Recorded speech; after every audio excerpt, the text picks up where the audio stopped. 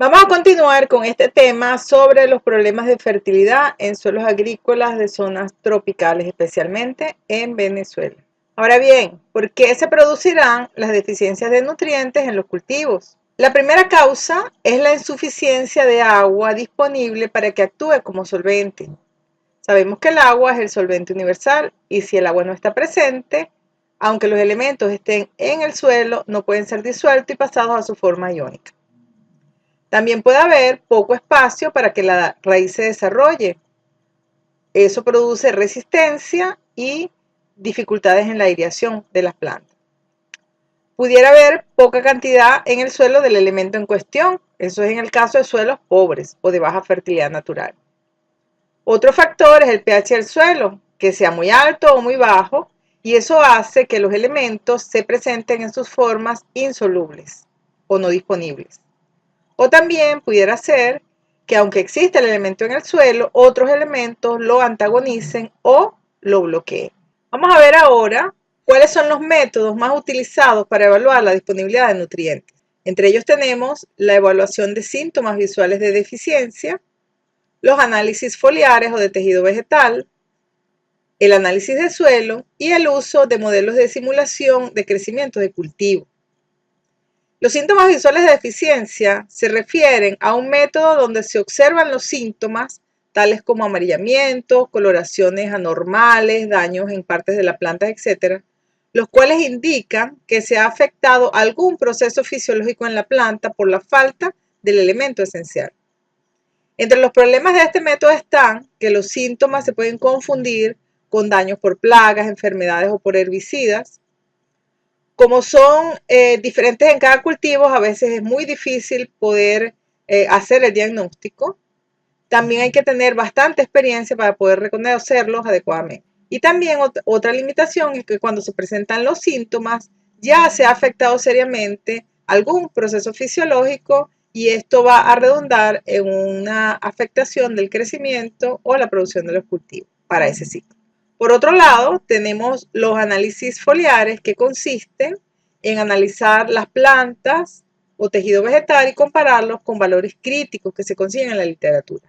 Este método, aunque más costoso que otros, puede usarse para verificar las deficiencias, ya que la planta es al final la que va a evidenciar si pudo o no pudo absorber los nutrientes. Este método presenta la limitación de que dependiendo de la parte de la planta a analizar, en muchos casos ya no se pueden tomar las medidas correctivas para ese ciclo de cultivo. El otro método, que es el análisis del suelo, es el más usado y consiste en extraer los nutrientes disponibles de una muestra representativa del suelo a través del uso de soluciones extractoras. La ventaja de este método es que permite tomar los correctivos a la fertilidad del suelo, ya que se realiza previo a la siembra. Lo ideal es usarlo en conjunto con los análisis foliares. Y por último, tenemos el uso de modelos de simulación de crecimiento de los cultivos. En zonas donde existe suficiente información sobre las propiedades del suelo, se pueden usar modelos de simulación para predecir la respuesta de los cultivos ante diferentes escenarios. Son fundamentales para el uso de la agricultura de precisión. En esta lámina tenemos algunos de los síntomas característicos de deficiencias nutricionales en el caso del cultivo del maíz, en comparación con una hoja bien nutrida, que es la que está más a la derecha. Vemos, por ejemplo, las coloraciones rojizas de las deficiencias de fósforo, la necrosis en los bordes por deficiencia de potasio, el amarillamiento por la deficiencia de nitrógeno o la clorosis intervenal por la deficiencia de magnesio, entre otras. En esta gráfica de Malavolta de 1994 se aprecia el efecto de la concentración del nutriente en tejido sobre el rendimiento del cultivo. En la misma podemos apreciar los niveles críticos de deficiencia y de toxicidad. Es importante destacar que en los macronutrientes no se presentan niveles tóxicos, sino que se produce un consumo de lujo del elemento. En el caso de los micronutrientes, sí se producen efectos tóxicos que causan disminuciones en los rendimientos. Como comenté anteriormente, el análisis de suelo se basa en la extracción de la fracción disponible de los nutrientes con el uso de soluciones extractoras. El extractante ideal generalmente extrae las fracciones solubles y fácilmente disponibles, que se supone que van a estar disponibles en un ciclo de cultivo. Pero lo más importante para el uso de este método de diagnóstico es que la muestra que se tome sea realmente representativa. Acá se enumeran las fases del proceso de recomendación. como son la toma de la muestra, el análisis de laboratorio, la interpretación de los resultados y las recomendaciones finalmente de abonos, fertilizantes o enmiendas. Como ven acá en esta figura, existe una interrelación entre lo que son los análisis de laboratorio, la toma de muestra y el proceso de correlación e interpretación para definir los diferentes niveles en el suelo. Existen varios criterios para la realización de una recomendación de abonos, fertilizantes y o enmiendas. Uno de ellos es el de restitución, que se basa en calcular la cantidad del elemento a aplicar con esta fórmula. Si se fijan acá, la cantidad del elemento a aplicar va a ser una función de la disponibilidad de elemento en el suelo, del requerimiento del cultivo, del potencial productivo del cultivo, de la eficiencia de fertilización y del costo de aplicación. La mayoría de las recomendaciones, tanto a nivel nacional como internacional, se basan principalmente en este criterio. Otro criterio es las tablas de doble entrada, las cuales fueron realizadas en el país en la década de los 80 y 90 para los cultivos tradicionales que se sembraban en esa época en diferentes regiones agroecológicas. Tiene la limitación que solo toma en cuenta los niveles en el suelo de fósforo y potasio. Además, como fueron desarrolladas hace muchos años, no se adaptan a los cultivares que se usan actualmente. Sin embargo, se pueden usar como una guía para ir ajustando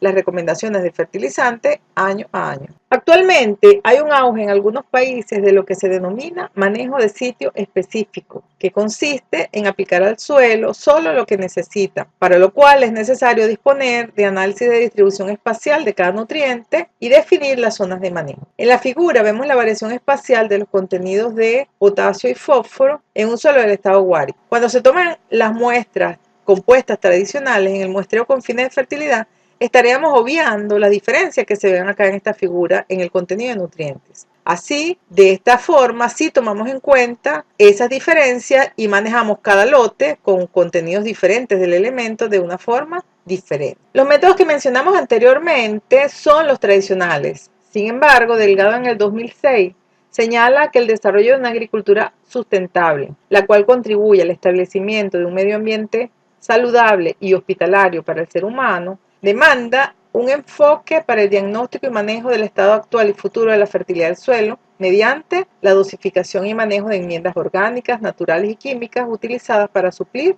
los requerimientos de los cultivos. En Venezuela, aunque se han realizado algunos adelantos en la actualización de las bases de recomendación de fertilizantes mediante la utilización de variables adicionales del suelo, características específicas de los cultivares y manejo para lograr la recomendación de fertilizantes, la misma aún se basa en los procesos de correlación y calibración de métodos y evaluación de la respuesta de los cultivos a la aplicación de diferentes dosis de nutrimentos. Algunas de las limitaciones del sistema de evaluación de la fertilidad y recomendación de fertilizantes están asociadas con un cambio en las condiciones, por ejemplo, la capacidad de suministro y accesibilidad de los nutrimentos sobre las cuales se realizaron los procesos de calibración en la década de los 80 y 90. Como se mencionó anteriormente, también hay un cambio en las características y requerimientos nutricionales de los cultivares actuales debido a la introducción de nuevos materiales genéticos. También es importante destacar que con los métodos de diagnóstico actuales es imposible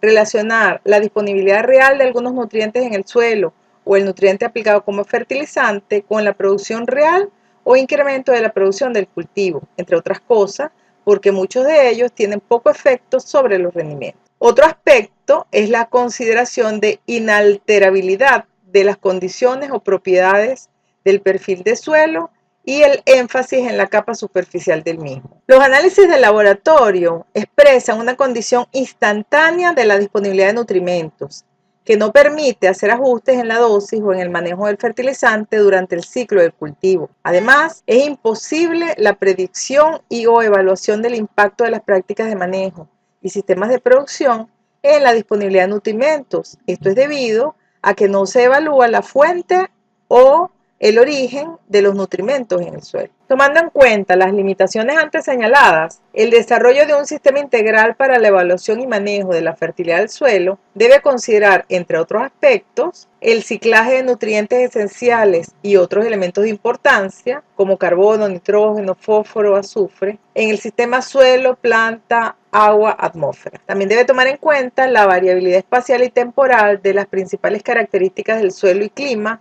a nivel de unidades homogéneas dentro de fincas de producción. Otro aspecto a considerar es el impacto de las prácticas de manejo y o sistemas de producción en las propiedades del suelo, que afectan la suplencia y accesibilidad de los nutrimentos por parte del cultivo, y el impacto de estos cambios en el desempeño de los cultivos en los sistemas de producción. Finalmente, hay que tomar en cuenta las necesidades, expectativas, disponibilidad de equipo, accesibilidad a la tecnología y capacidades económicas de los productores. Además, la integración de los procesos de diferente intensidad o tiempo promedio de residencia entre y dentro de los componentes del sistema suelo, agua, planta. El sistema debe considerar los principales procesos y variables del suelo que son sensibles a condiciones de manejo o sistemas de producción que, a su vez, crean una condición diferente durante el proceso de evaluación de esta práctica o sistema y que afectará el desempeño futuro del sistema. Por ejemplo, la estratificación de procesos y algunas características físicas del suelo que se crean con la implementación de algunos sistemas de labranza. Este es solo un ejemplo, pero existen muchos otros de lo que les acabo de mencionar. Bueno, muchas gracias por su atención.